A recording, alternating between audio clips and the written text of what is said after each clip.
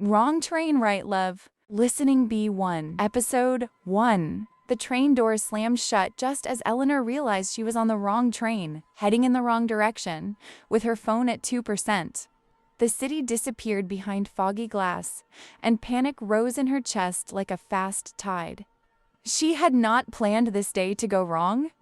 Eleanor was supposed to give a short speech at a design conference, smile politely, then return to her quiet apartment. Instead, she stood in a crowded carriage, gripping her bag, feeling like her life had suddenly slipped out of her control. A sharp stop through her forward and strong hands caught her before she fell. "I've got you," a calm male voice said. She looked up. The man had clear gray eyes and an expression that was steady, almost reassuring. "I'm Julian," he added, as if names still mattered in moments like this. They sat down as the train moved again. Eleanor explained everything in quick, broken sentences. Julian listened without interrupting, then smiled slightly. "Maybe this mistake isn't a problem," he said. "Maybe it's an invitation." An invitation to what? Eleanor wanted to ask. But at that exact moment, the train lights went out, and the tunnel swallowed them in complete darkness. And someone screamed. Episode 2. The scream echoed through the dark carriage as the train came to a full stop, shaking violently before falling silent. Eleanor's heart pounded so hard she could hear it in her ears. "It's okay," Julian said quickly, standing up. "Stay close." Emergency lights flickered on, painting everyone's faces in red and white shadows. A conductor announced a technical failure. They would be stuck for at least an hour. An hour underground, with strangers. And no signal. Eleanor felt strangely calm when Julian sat beside her again. They talked to pass the time about small things at first. Coffee preferences, favorite cities. Then deeper things slipped out without warning. Eleanor admitted she was tired of planning everything, tired of being strong all the time. Julian confessed he had just quit his job that morning, with no backup plan and no idea who he wanted to be next. "It sounds irresponsible," he said. "It sounds brave," Eleanor replied. When the train finally started moving again, something had changed between them, quiet but real. As passengers began preparing to exit, Julian hesitated. "I don't usually do this," he said, pulling out a pen. He gently took her hand and wrote something on her skin. A time, a place, tonight. Before Eleanor could answer, the doors opened, people rushed out, and Julian disappeared into the crowd. She looked down at her hand and realized the ink was already fading. Episode 3. Rain started falling the moment Eleanor stepped out of the station, heavy and cold, as if the city itself wanted to erase everything that had just happened. She stood under the dim lights, staring at her hand, trying to remember the numbers Julian had written. They were almost gone. She rushed to a cafe across the street, ordered tea she didn't want, and pressed her hand to the warm cup, hoping the heat would bring the ink back. It didn't.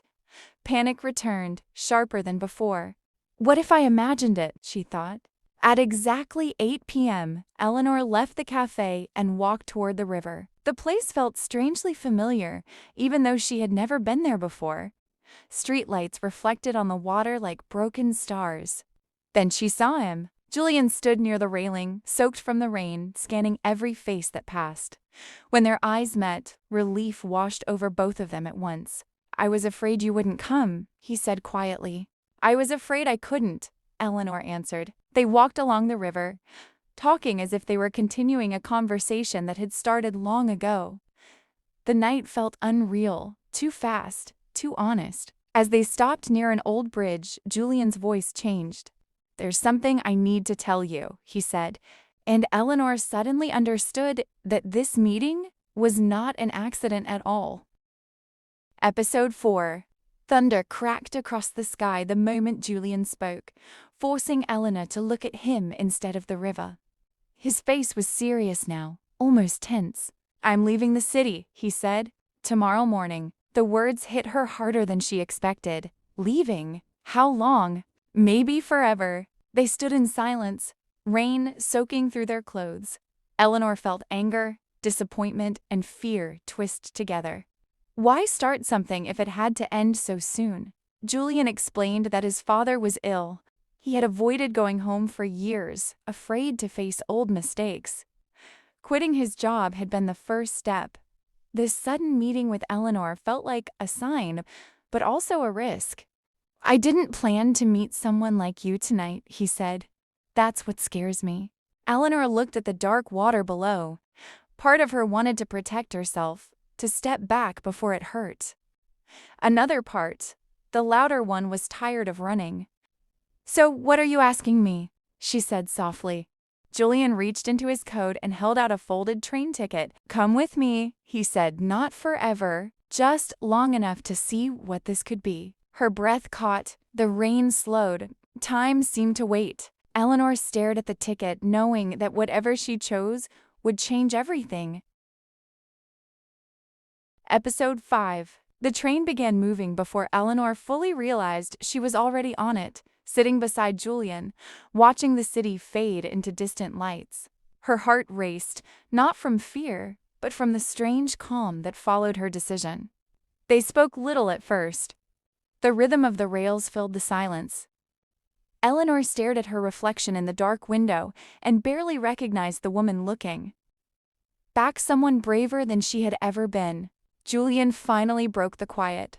"Thank you," he said, "for trusting me." She nodded. Trust felt fragile, but real. As the night deepened, they shared stories, childhood memories, old dreams, regrets they rarely said aloud.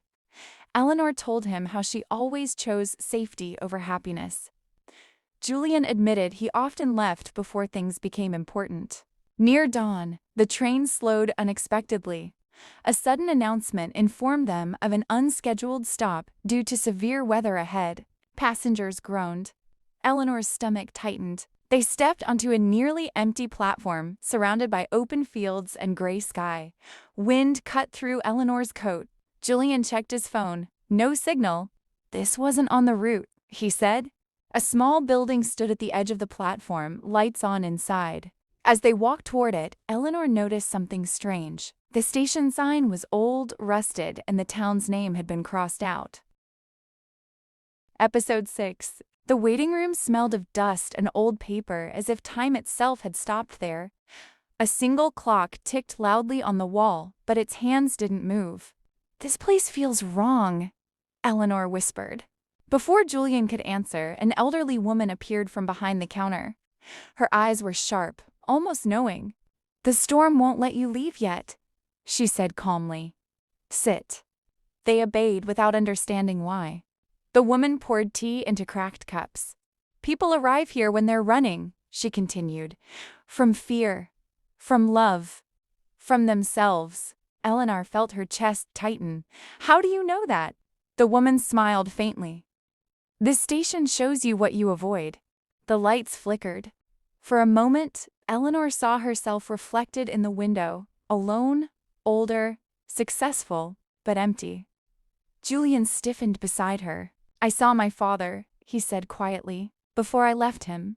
The vision vanished as quickly as it appeared. The clock suddenly began to move. The woman stood.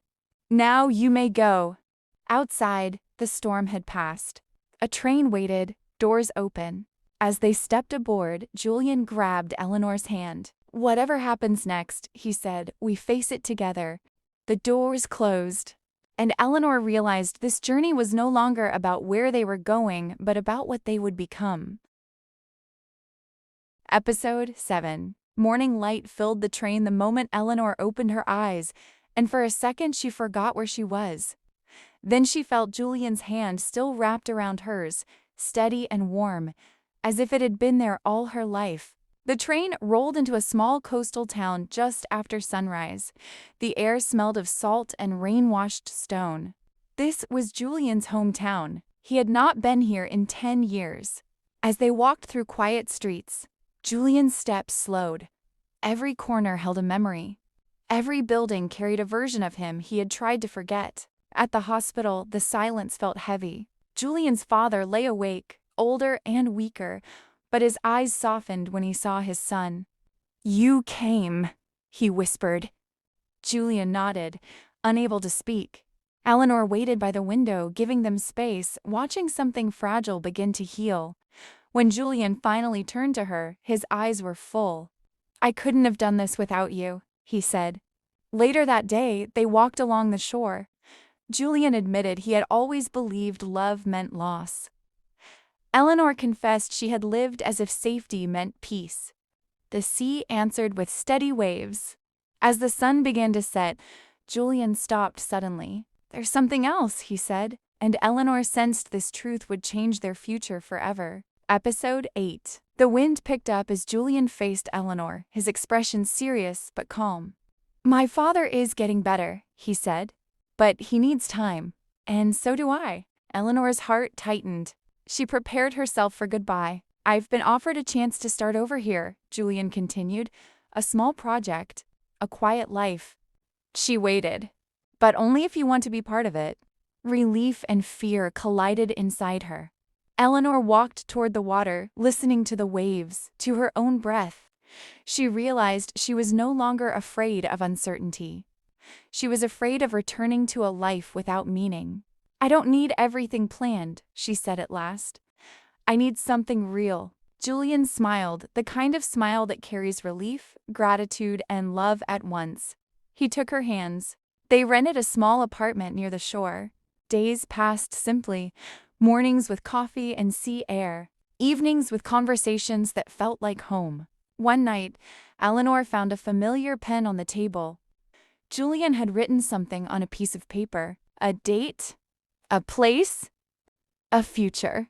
She looked up at him, knowing only one episode remained, and it would change everything. Episode 9. The morning sun poured through the open window as Eleanor stood barefoot on the wooden floor, listening to the sea. Everything felt quiet, not empty, but full. Full of meaning. Julian waited for her near the old bridge at the edge of town, the same bridge where she had once been afraid of beginnings. People gathered slowly, smiling strangers who felt like witnesses chosen by fate. Julian took her hands. "I once thought love was something that took your freedom," he said. "But you gave me mine." Eleanor felt tears rise, not from fear, but from certainty. "You didn't rescue me," she answered. "You met me where I finally chose to be brave." They promised each other no perfect plans, only honesty, growth, and choosing each other, even when life felt uncertain. The waves moved steadily below them as if agreeing. Months passed. Eleanor opened a small design studio by the sea. Julian built something new, something honest.